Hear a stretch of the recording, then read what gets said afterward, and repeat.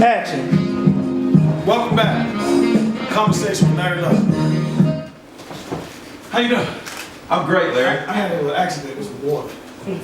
That's fine. You look great. Now we want to get into some serious questions. Sure, thanks. What we want to know is, what's your experience with corporate, international, and national? Well, Start with corporate. and that's good that you asked that. I have been a CEO of a very small business. I say a small business in Charlotte.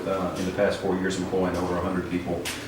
And then before that, I was the CEO of an NCAA Division I athletic team, actually in this state, in Savannah, Georgia. You're the CEO? I was the CEO, the head football coach. Okay. Overseeing probably about 350 different people, making sure every part of that organization was moving in the right direction as well. Now, as far as international, I don't have the international, but now here's what I'm going to tell you. There's a lot of people that say, well, what's your political experience? And I'll say, what has political experience gotten us? Except for the fact that we've lost millions of manufacturing jobs in the past 25 years. Okay, our educational system has plummeted. Now we rank 36th internationally. Okay, we've got 3 government shutdowns in the past 25 years as well. We've been in constant conflict in the Middle East because of crazy battles with people just because of oil, because we're not energy independent. So when you start looking at that and you start looking about the constant gridlock and the fact that we had an economic meltdown back in 2008, that's what political experience got you. Okay. So you have corporate experience, but the corporate experience is not big companies. It's a small company. So how would you equate trying to run the United States of America? Well, let me just from a small. And I appreciate that. Let me just say this. I believe that if we treat people the way we want to be treated, and we truly look for the betterment of this country and to bring prosperity back to this land, okay? If you've got the right person that's willing to do that, it will put the right people around him. Hey, let me ask you this, Larry. You've been asking the questions. Let me ask you, who's the smartest person in any room? It's the person that surrounds himself with people that are smarter than him Right. in their field of expertise. Right. And that's what I intend on doing with every cabinet position, with every advisor. That's what I'm doing right now with my advisor team, with my advisory board. I put people around me that are actually experts in every field that we need. All right. Now, I want to go to some of your points here. Sure. Let's talk about your structure of educational support for all Americans. Right.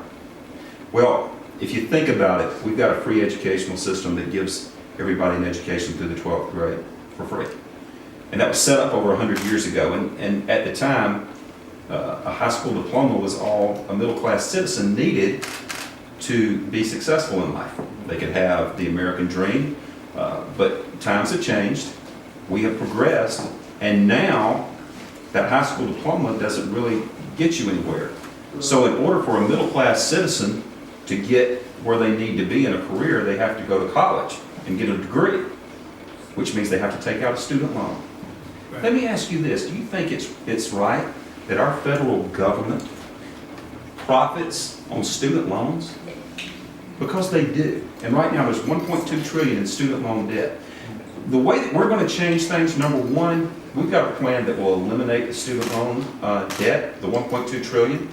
That's right. We've got a plan that will do that. We've also got a plan that will make education free all the way through a bachelor's degree. Okay. Okay. You listening now? Yeah, I'm always listening. I'm always listening. Let's talk about eradicate the revenue deficit in the national debt. How would you eradicate it? Well, the way you got to do that, you got to look at the problem that we've got first. Okay? The first step to solving any problem is to realize that you've got a problem and admitting it. Okay? The reason that our country was great for many, many years is because we produced great things. Right. Okay? We had a manufacturing industry that was second to none. We produced everything right here, pretty much.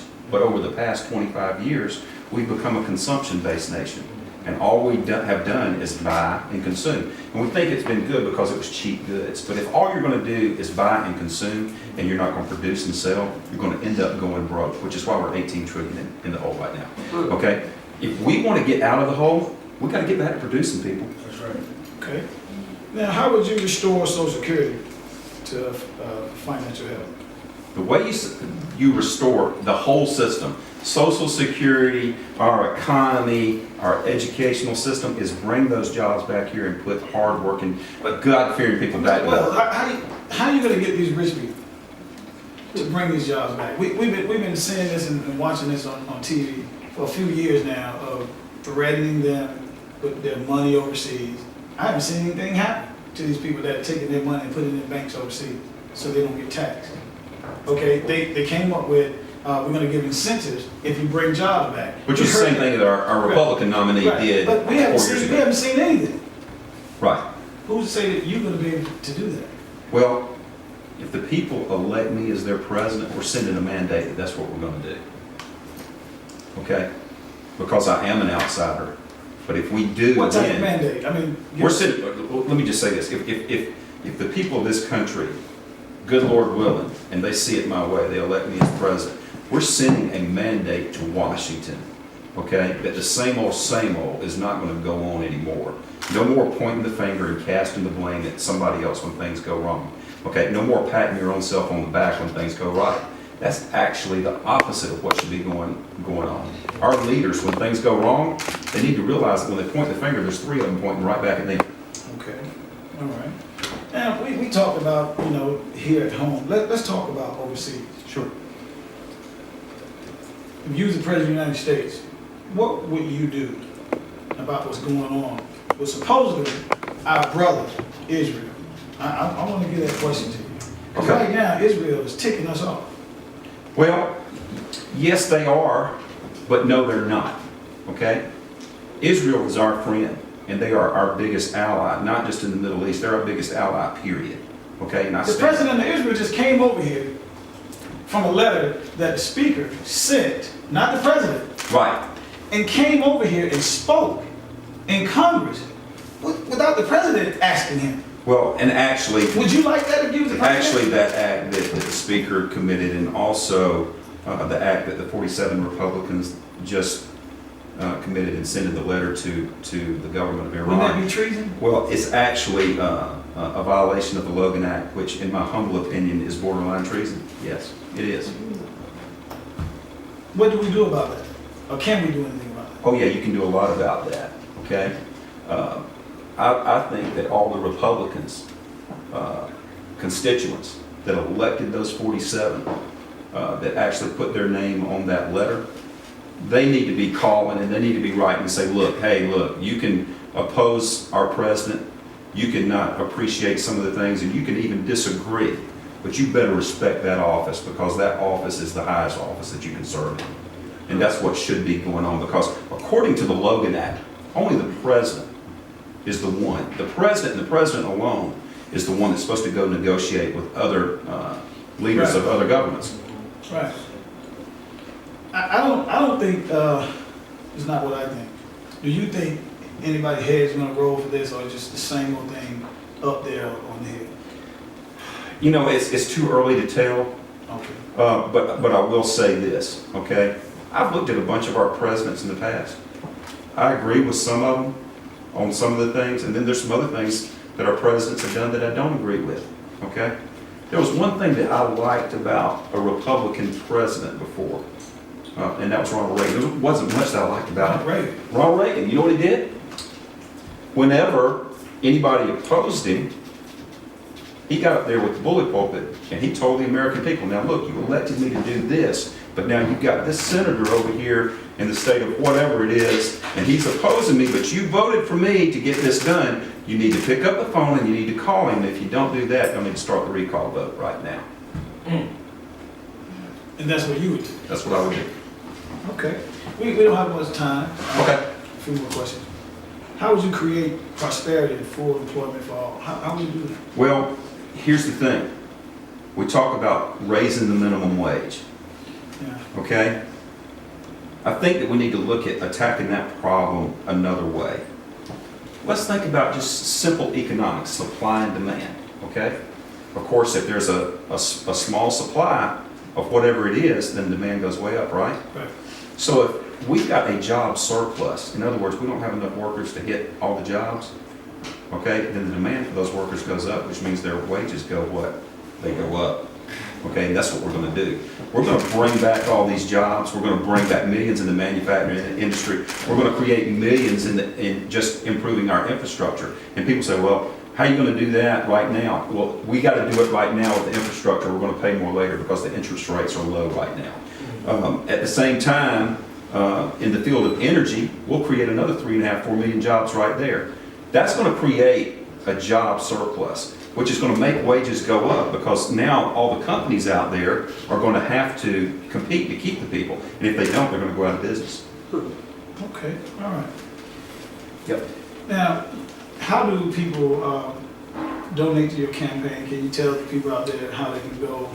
Well, for everybody that's here live tonight, and the people out there that are here and in the audience, you can, if you want to make a check tonight, you can make it to People for Robby Wells.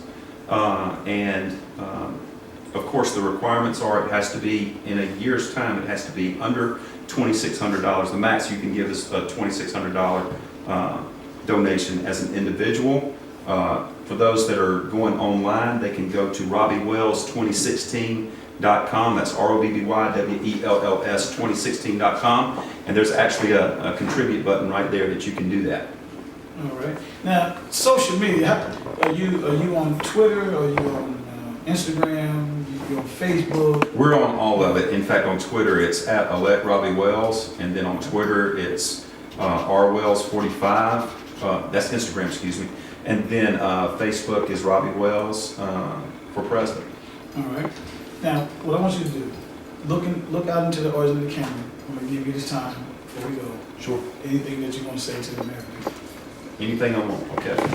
Well, for everybody that's out there, I want to thank you for taking this opportunity to listen to what I've had to say tonight.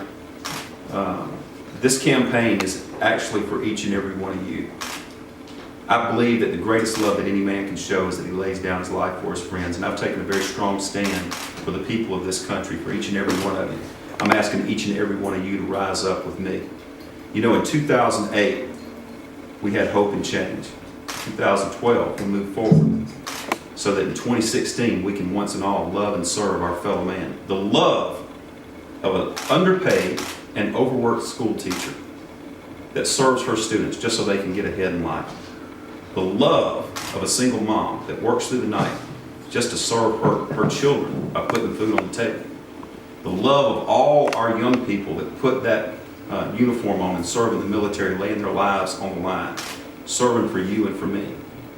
The boldness to love and the courage to serve. My name's Robby Wells.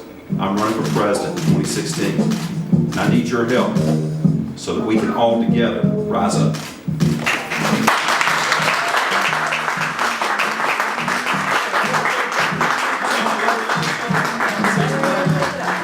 It's great being here, Larry. I want to thank y'all for tuning in to Conversation with the Larry Love Show. Until next time, it's all about love.